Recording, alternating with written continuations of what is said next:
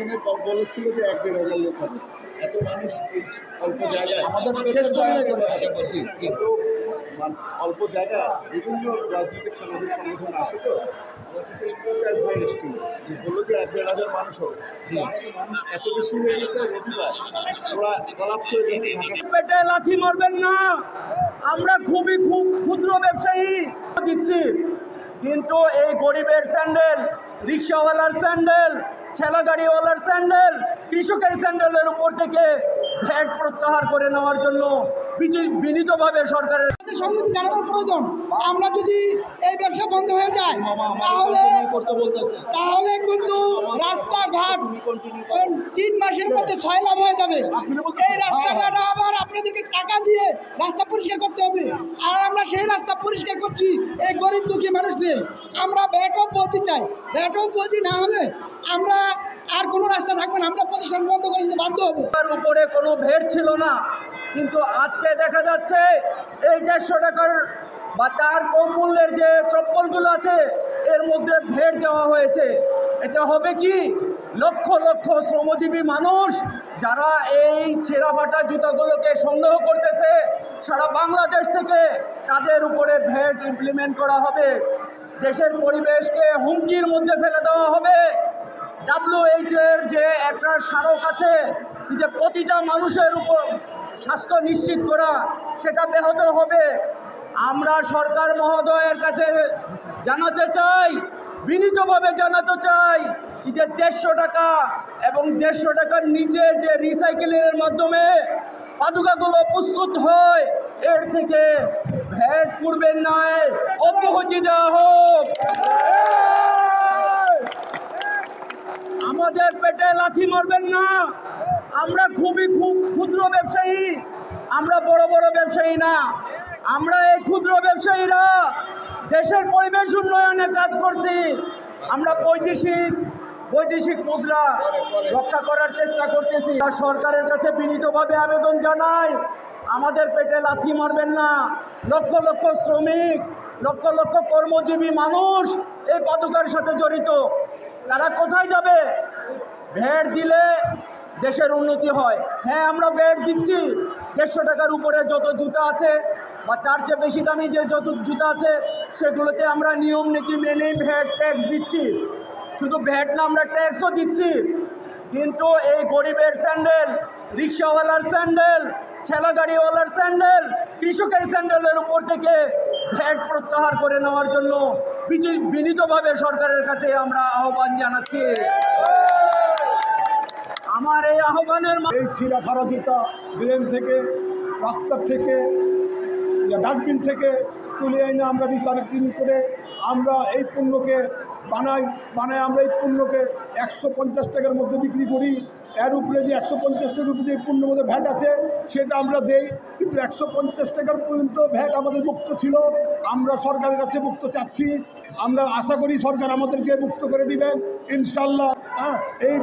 আমরা এগুলো কেটে রিসাইকেলিং করে আমরা এই প্লাস্টিক জুতোগুলো বানাই। এই জুতোগুলো ঠেলা গাড়িওয়ালা, রিক্সাওয়ালা, শ্রমিক, গার্মেন্টস এরাই পায়ে দেয়। এরা পায়ে দিয়ে আজকে এরা ভালো আছে। যদি এই 15% ভ্যাট আমাদের উপরে বসে যায় তাহলে এই গরিব দুঃখী এই প্লাস্টিক মালটা কিনবে না। তাহলে আমাদের লক্ষ লক্ষ শ্রমিক ওনারা কোথায় যাবেন? ওনারা না খেয়ে মরবেন, রাস্তাঘাটে না খেয়ে মরবেন।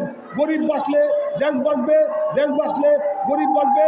এই জন্য আমি সরকারের কাছে অকুল আবেদন করছি যে সরকার, আপনারা আমাদেরকে আল্লাহর ওয়াস্তে আমাদেরকে বাঁচান, এই গরিব পণ্যকে বাঁচান।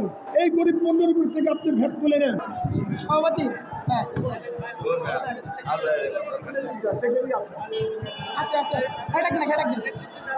আসলে লোক অনেক চলে আসছে, কম বলতে হবে, হাজার হাজার লোক চলে আসছে,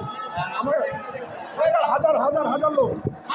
আমি বলবো আমাদের এই 18-20 কোটি জনগণের দেশে রাস্তাঘাটে কোনো জুতা বা চপ্পল পরে থাকতে দেখবেন না।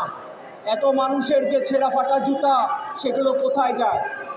রাস্তাঘাট, নদী নালায় সব জায়গা থেকে আমরা এই পাদুকাগুলোকে, ছেঁড়া ফাটা জুতাগুলোকে সংগ্রহ করে তারপর আমরা এটাকে রিসাইকেলিং পদ্ধতির মাধ্যমে আবার নতুন জুতা প্রস্তুত করি।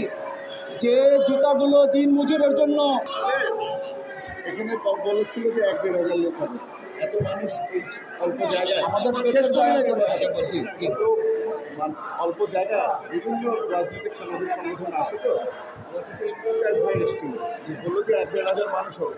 আমরা তো মানুষ এত বেশি হয়ে গেছে রবিবার, ওরা কলাপস হয়ে গেছে ঢাকা সিটি। দয়া করে প্লিজ দয়া করে 20 মিনিটের ভিতরে প্রোগ্রাম শেষ করুন। আপনাদের কাছে অনুরোধ, আপনাদের চেষ্টা করুন। আমাদের আগে তো 150 টাকা ভ্যাট নির্ধারণ করা আছে। আমরা এই 150 টাকায় আমরা অব্যাহত চাই। আপনার মাননীয় উপদেষ্টা মহোদয়, আপনারা আমার বাংলার মানুষের জনগণের মা বাপ, আপনারা এটা আমাদের দিকটি আকর্ষণ করে দেখেন। আপনাদের বিকল অনুরোধ করতেছি, আপনারা আমাদের উপদেষ্টারা আপনারা দেখেন যে আমরা গরিব মানুষের জুতা তৈরি করি, এই পাদুকা শ্রমিক ভাইয়ের জুতা তৈরি করি, গার্মেন্টস শ্রমিক গার্মেন্টসের মা বোনের জুতা তৈরি করি, লেবার ফাংশন তৈরি করি। আমাদের উপরে কেন ব্যাট আসবে? আমরা নিজেরাই তো মাল তৈরি করি, আমাদের মা বোনকে নিয়ে আমরা বড়ভাবে এই মাল তৈরি করি। আমরা এই মাল তৈরি করি, আমরা ফেরি করে বিক্রি করি, আমরা টুকরির মধ্যে বিক্রি করি। আপনি সদরঘাট গুলিস্তান কমলাপুর স্টেশনে দেখবেন আমাদের মাল এই যে টুকরির মধ্যে বিক্রি হয়। আমাদের রাস্তার ভিতরে ছানা দিয়ে মাল বিছিয়ে মাল বিক্রি হয়। আমরা কোনো স্টোরের মাল বিক্রি করি না। আমাদের উপরে কেন ব্যাট আসবে? আমরা তো ব্যাট দিচ্ছি না, এরকম কোনো কথা না। আমরা ব্যাট দিচ্ছি 150 টাকার উপরে যে জুতাগুলো করি, আমরা 150 টাকার উপরে আমরা ব্যাট দিচ্ছি। এমন করে আমরা ব্যাট দিচ্ছি না। আমরা সবাই নিবন্ধন আছি, আমরা সবাই ব্যাট দিচ্ছি, কিন্তু রাস্তাঘাট দিয়ে টুকে দিয়ে মাল তৈরি করি। আমরা দেশের পরিবেশ বাঁচাই। এই জন্য আমরা আপনাদের কাছে এখন আবেদন, আপনারা গ্রামগঞ্জে যাইয়া দেখেন যে আমরা কোনো জুতা সংগ্রহ করি, আমাদের লোক দিয়ে বাঙালি মাল তৈরি করি, আমরা তৈরি করি। আমাদের এই ব্যাট আপনার বহাল রাখেন, আগে যে 150 টাকা আছে এইটাই বহাল রাখেন। আমাদের তো আর বেশি কিছু আপনাদের উপরে চাওয়া পাওয়া না। এই জন্য আপনাদের মাননীয় উপস্থিত, আপনারা আমার মা বাপ, আপনারা জনগণের দেশ জননী, আপনারা এটা আমাদের উপরে করেন। আজকে অনেক বছর ধরে আমরা প্লাস্টিক পাদুকার ব্যবসা করে আসছি। আমাদের এই প্লাস্টিক পাদুকা বাংলাদেশের এই দরিদ্র জনগোষ্ঠী ব্যবহার করে।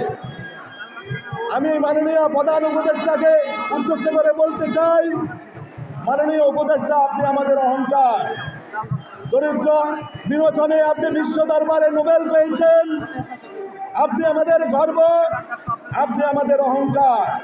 বিশ্ব দরবারে আপনি আমাদের অহংকারের জায়গা। কিন্তু দুর্ভাগ্যজনক হলেও সত্য, আপনার সময়, আপনার শাসনামলে আমাদের এই দরিদ্র জনগোষ্ঠীর ব্যবহারকৃত 150 টাকার চপ্পলে আপনি ভ্যাট বসিয়ে অর্পিত করে দিয়েছেন। সেটা আপনার সেই নোবেল পুরস্কারের অর্জনকে অনেকটা ম্লান করে দিয়েছে। আপনাকে বিনীতভাবে অনুরোধ করি, আপনি আমাদের এই দরিদ্র জনগোষ্ঠীর 150 টাকা পর্যন্ত হাওয়াই চপ্পলে অর্পিত ব্যাট প্রত্যাহার করে এই জনগোষ্ঠীকে বাঁচা করি। আমাদের পাদুকার ইতিহাস, পূর্বে তৎকালীন সরকারের মাননীয় অর্থমন্ত্রী এম সাইফুর রহমান উনি সরেজমিনে এসে আমাদের পুরনো প্লাস্টিকের যে জুতো সারা বাংলাদেশ থেকে টোকাই দ্বারা সংগ্রহকৃত এই প্লাস্টিক জুতা রিসাইক্লিং করে আমরা নতুন জুতা রূপান্তর করে বাংলাদেশের দরিদ্র জনগোষ্ঠীর জন্য আমরা উৎপাদন করি। আমাদের এই সেক্টরে হাজার হাজার শ্রমিক কাজ করে, তাদের জীবিকা নির্বাহ করে। আমি মাননীয় অর্থ উপদেষ্টাকে বলতে চাই, মাননীয় বাণিজ্য উপদেষ্টাকে বলতে চাই, আপনি আসুন, দেখুন আমাদের শ্রমিকরা কিভাবে কাজ করে, আমরা কিভাবে এই পণ্য উৎপাদন করে আমরা আমাদের জীবিকা নির্বাহ করি। এবং আমি বিনীতভাবে অনুরোধ জানাই, বাংলাদেশ সরকারের অন্তর্বর্তীকালীন